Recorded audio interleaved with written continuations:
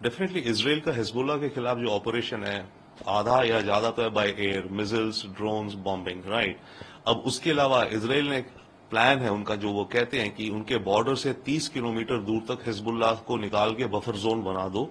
और उसका रीजन ये है कि हिजबुल्लाह के पास बहुत सारे छोटी छोटी रेंज के कैट्यूशा पुराने रॉकेट्स हैं। तो वो अगर 20 किलोमीटर लेबनान के अंदर से मारते हैं तो इसराइल में 10-20 किलोमीटर आ जाते हैं। तो इसलिए इसराइल का कहना है कि 30 या 40 किलोमीटर तक अपने बॉर्डर से, इसराइल लेबनान का बॉर्डर करीब 80 या 90 किलोमीटर का है, वहां से करीब 30 किलोमीटर दूर तक इन्हें पिछाड़ दें ताकि ये बफर जोन बन जाए।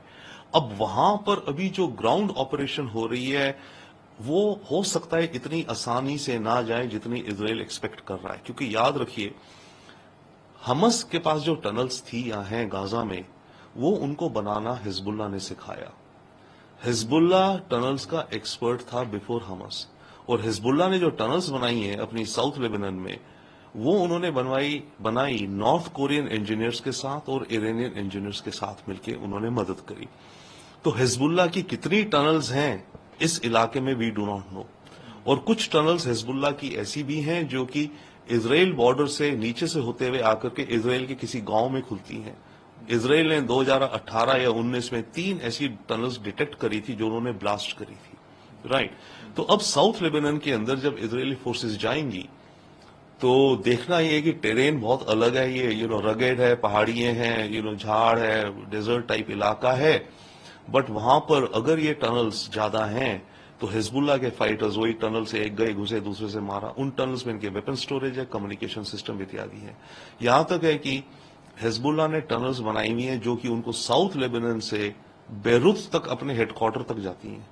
और साउथ लेबनान टू बेरूत करीब 70-80 किलोमीटर है। तो इतनी लंबी टनल्स हो रहे हैं। बट वो पता तब चलेगा जब ग्राउंड ऑपरेशन होगी, क्या उसका आउटकम होता है। Otherwise yes, Israel ground operation पे तो आगे जा ही रहा है यहां पर, एज वेल एज हिजबुल्लाह की जो हेड है, कमांड कंट्रोल सेंटर्स, उसको रिपीटेडली बॉम्ब करके फ्लैटन आउट कर रहा है। ये दुनिया में दुविधा है। जिसको वो फ्रीडम फाइटर कहते हैं हम उसको टेररिस्ट कहते हैं, और जिसको हम फ्रीडम फाइटर कहते हैं दूसरा उसको टेररिस्ट कहता है। तो मिडिल ईस्ट की वर्ल्ड में ये हम क्लासिक देख रहे हैं। ईरान तो कहेगा ही ना फ्रीडम फाइटर है नसरुल्लाह, और जो भी हम कर रहे हैं हम सही चीज कर रहे हैं। और वो तो दूसरा साइड है जो कि आतंकी है। इसराइल कहता है, and rightfully also many cases में, कि ये आतंक कर रहे हैं और इसराइल हम जो कर रहे हैं हम फ्रीडम और लिबर्टी के लिए फाइट कर रहे हैं। तो ये क्लासिक डिवाइड रहेगी, that is one. Second, Iran का ये कहना और ये भी समझ आता है क्योंकि ईरान और इसराइल की एक दूसरे की दुश्मनी इतनी बढ़ चुकी है कि दोनों एक दूसरे का एंड देखने की तरफ चल रहे हैं। इसराइल ने ठाना हुआ है ये गाजा अटैक होता या ना भी होता हमस का 7 अक्टूबर का, इसराइल ने उससे पहले से ही काफी से डिसाइड कर रखा है पब्लिक स्टेटमेंट्स में भी कि वो ईरान को कभी एक न्यूक्लियर वेपन स्टेट नहीं बनने देगा। और ये खबरें साल भर पहले भी आ रही थी, अब भी आ रही हैं कि ईरान काफी निकट है फ्यूल को लेकर के, एटम बम तो नहीं बट एटॉमिक फ्यूल को लेकर के बनाने के में। तो ऐसे में एक्सपेक्ट तो यही करा जाएगा कि ये जो जंग जा रही है ये ईरान की न्यूक्लियर रिसर्च और न्यूक्लियर एनरिचमेंट जो फैसिलिटीज हैं उनको डिस्ट्रॉय करने की तरफ जा रही है इसराइल की तरफ से। एंड ऑल्सो ईरान के अंदर एक रेजीम चेंज सॉरी ईरान के ओके एंड सेकेंडली ईरान के अंदर रेजीम चेंज। देखिए, ईरान का अगर इसराइल न्यूक्लियर प्रोग्राम एलिमिनेट कर भी दे या डिले कर दे, ब्लास्ट कर दे, 10 साल तक डिले हो गया, पर प्रॉब्लम तो फिर भी वही रही ना। अगर ईरान की रेजीम इसराइल की जानी दुश्मन रही तो इसराइल का ऑब्जेक्टिव ये है और अमेरिका का ऑब्जेक्टिव भी ये है कि ईरान की रेजीम चेंज हो। उसके लिए कुछ पीसेस ऑलरेडी हैं भी। ईरान के अंदर ऑपोजिशन है इनकी सरकार को, कुछ हिजाब को लेकर प्रोटेस्ट एक वो बहुत बड़ा रीजन भी था। ईरान के नॉर्थ में जो कर्डिश रीजन्स हैं वहां से रिबेलियन हो रहे हैं। ईरान के साउथ ईस्ट में जो ईरान का बलूचिस्तान है वहां इंसर्जेंसी है। तो इन सब इंसर्जेंसीज और ऑपोजिशन को बढ़ावा देना और उसके जरिए रेजीम चेंज करवाना ईरान का, ये एक उद्देश्य है इसराइल का और अमेरिका का। देखिए, ईरान तो कहेगा ही सही था, लॉजिकल था, वही बात फिर से है, उनके हिसाब से वो फ्रीडम के लिए फाइट कर रहे हैं, तो इरानियन लीडर ये कहेगा। सेकेंडली, इरानियन लीडर ने आज जो कहा खामेनी ने कि अरब देश और सब मुसलमान इकट्ठे हो जाने चाहिए, इसमें खतरा ये है, अरब देश तो आएंगे नहीं। देखिए सरकारें जो हैं, जो मोनार्कीज हैं, डिक्टेटरशिप्स हैं, सरकारें नहीं आएंगी ईरान के साथ, पर खतरा यह है इन देशों की अगर पब्लिक इमोशनल हो जाए पैलेस्टीनियन कॉज को लेकर के, या फिर ईरान जो मुस्लिम कॉज ले रहा है कह रहा है उसको लेकर के, अगर ये पब्लिक्स इन अरब देशों में गुस्से में आ जाए, इमोशन में आ जाए, सड़कों पे आ जाए, खतरा यह है कि तब तख्ता पलट हो सकते हैं कुछ एस्टैब्लिश्ड मोनार्की डिक्टेटर्स के, Saudi Arab, Egypt, Jordan, Arab Emirates. Emirates में चांस कम है क्योंकि वहां की पूरी सिचुएशन डिफरेंट है, बट मेनली ये 3-4 देश की, और ये डर ही है इन अरब कंट्रीज को कि उनकी पब्लिक्स की सेंटीमेंट ज्यादा पैलेस्टाइन की तरफ ना चली जाए, और ईरान उस को स्ट्रोक करना चाह रहा है, प्रयास कर रहा है।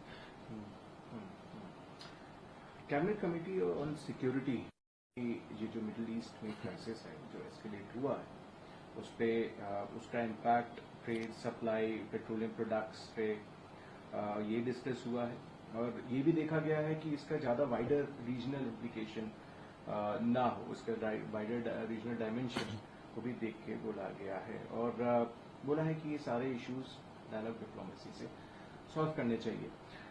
इंडिया का कंसर्न वाजिब है क्योंकि इससे ऑयल प्राइसेस और पेट्रोलियम प्रोडक्ट्स के ऊपर भी बढ़ने के काफी हाई चांसेस रहते हैं। आप कैसे रीड करते हैं, और इंडिया का कंसर्न को लेके और क्या स्ट्रैटेजी होनी चाहिए? देखिए दो पार्ट्स हैं इंडिया के कंसर्न, कुछ तो इमीडिएट हैं, डायरेक्ट हैं। एक तो है कि सेफ्टी एंड सिक्योरिटी, हमारे इंडियन डायस्पोरा के जो वर्कर्स और लेबर है वहां पर सेफ्टी एंड सिक्योरिटी, करीब 1 करोड़ आबादी है इंडियंस की जो वहां काम करती है इस रीजन में, वहां। सेकेंड, उसके चलते रेमिटेंसेस भी तो आती हैं, तो अगर वहां से कुछ नौकरियां गई, बिजनेस ठप हुए, वापस आए, तो रेमिटेंसेस में डाउनफॉल। तीसरा, यस, क्रूड ऑयल की कीमतें बढ़ेंगी, एंड एज वेल एज अगर ये कहा जा रहा है कि इजराइल ईरान की ऑयल प्रोडक्शन फैसिलिटीज पर ही अटैक करेगा, तो दुनिया में अगर तेल की कमी हुई तो ऑयल प्राइसेस का हमें फर्क पड़ेगा इन्फ्लेशन को लेकर के। चौथा, हमारे इंपोर्ट एक्सपोर्ट महंगे हो रहे हैं क्योंकि सुएज कैनाल बंद है, तो जो भी माल हम यूरोप या यूएस की तरफ भेजते हैं या उसे आयात करते हैं, उसकी कॉस्ट बढ़ जाती है, तो हमारी कॉस्ट बढ़ रही है। ये तो हमारी कुछ इमीडिएट इम्पैक्ट्स हैं। मीडियम टर्म पे इम्पैक्ट एक और भी है कि जो India middle east European corridor जिसकी प्लानिंग हुई थी G20 के दौरान, उसकी खैर अभी प्लानिंग स्टेज है, बट वो डिले हो जाएगा जब भी उसको होना है। एंड लास्टली आई थिंक हमारे एक और भी है, चाबार पोर्ट का कॉम्प्लिकेशन लेकर के, क्योंकि हम एक ट्रेड रूट बनाना चाह रहे हैं, Chabahar to north south corridor, जो हमारे को रशिया से कनेक्ट करे, रशिया सेंट्रल एशिया से, वो भी डिले होगा। इनके अलावा आई थिंक हमारी सिक्योरिटी के हिसाब से एक अहम इशू है जिसे ध्यान देना चाहिए, और वो ये है कि ईरान के अंदर जो रेजीम चेंज का खेल खेला जाएगा इजराइल द्वारा और अमेरिका द्वारा, उसमें पाकिस्तान अपने लिए एक रोल क्रिएट कर लेगा। देखिए, पाकिस्तान ईरान का करीब 1000 किलोमीटर का बॉर्डर है। ऑलरेडी जो ईरान के बलूचिस्तान के जो इंसर्जेंसी है, कुछ इस तरफ रहते हैं जो अपने को फ्रीडम फाइटर कहते हैं, तो पाकिस्तान अमेरिका से और इजराइल से प्राइवेट डील करेगा कि ठीक है, मैं इनको ज्यादा सपोर्ट देता हूं, अंदर भेजता हूं ईरान में, और आपको भी जो भेज रहा हूं यहां भेजो, यहां से आप अपने एजेंट्स भेजो, वेपन्स भेजो इनसाइड ईरान, मैं आपकी मदद करता हूं। पाकिस्तान इस रोल में काफी माहिर है, उसने कई बार ये रोल खेले हैं अफगानिस्तान में अमेरिका के साथ। तो आई थिंक हमारी अपनी रीजनल सिक्योरिटी के हिसाब से हमें इस सिनेरियो के लिए सतर्क रहना चाहिए, और जहां हमें दिखे कि ऐसा रोल हो रहा है तो हमें उसका कुछ काउंटर करना चाहिए।